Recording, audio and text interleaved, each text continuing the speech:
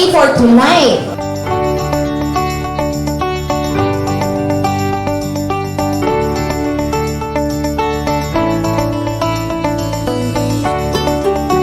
May I invite Director Sherry Howe, Director of National Affairs of Anvil, to please introduce our guest. To be invited to this Anvil Business Club meeting.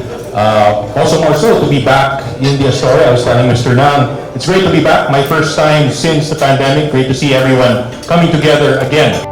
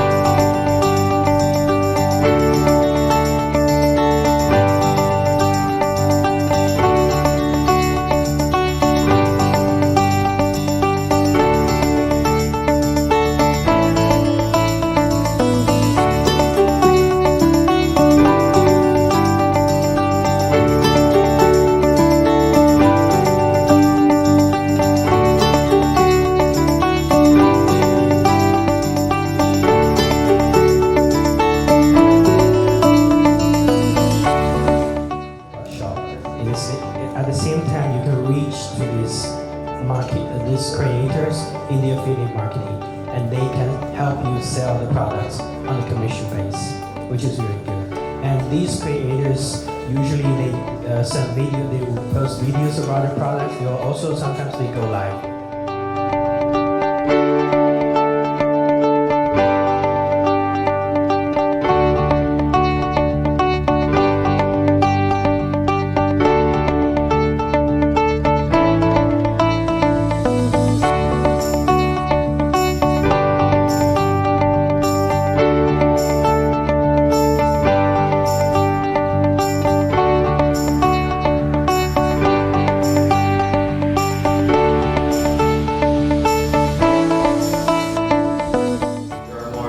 Mature markets than the Philippines, and they have other features that we still don't have. So I wanted to know what some of those features are and if they're going to be coming to the Philippines anytime soon. Some interesting features.